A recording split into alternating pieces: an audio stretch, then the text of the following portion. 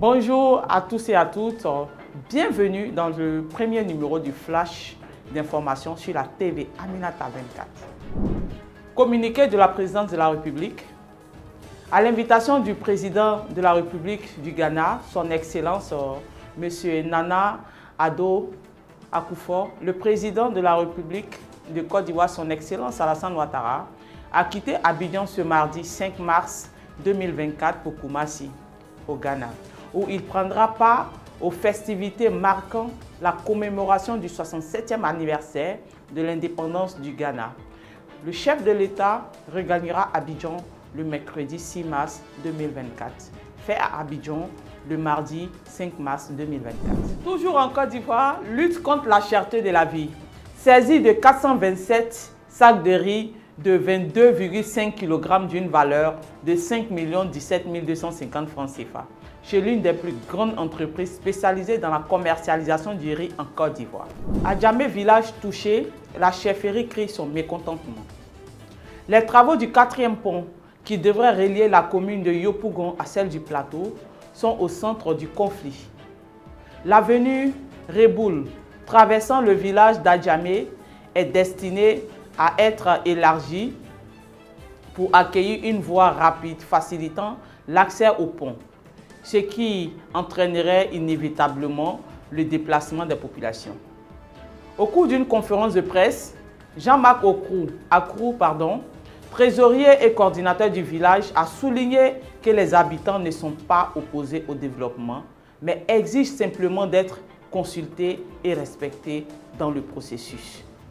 Selon nos informations, une rencontre est prévue ce jeudi entre la chefferie du village et la primature. Actualité internationale. En Ukraine, le chef de l'État français Emmanuel Macron est attendu aujourd'hui à Prague, la capitale tchèque. Le président français doit préciser sa position sur l'achat de munitions non européennes pour soutenir Kiev. Emmanuel Macron a invité les dirigeants des partis politiques à l'Élysée ce jeudi pour discuter plus particulièrement de la situation en Ukraine. Emmanuel Bompa a fait savoir qu'il compte s'y rendre tout en regrettant le fait que le chef de l'État multiplie des déclarations à l'emporte-pièce. Rien ne doit être exclu, a dit Emmanuel Macron la semaine dernière au sujet de l'envoi des troupes occidentales. Mais cela a fait un flop. Royaume-Uni, Espagne, Pologne, Allemagne, de nombreux pays européens ont manifesté leur réticence. Toujours dans l'actualité internationale, en France, IVG, interruption volontaire de grossesse.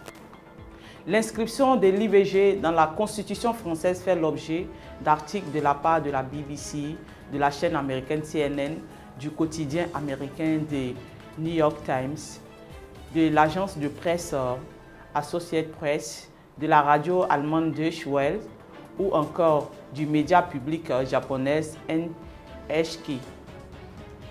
La France est le premier pays au monde à avoir pris une telle mesure.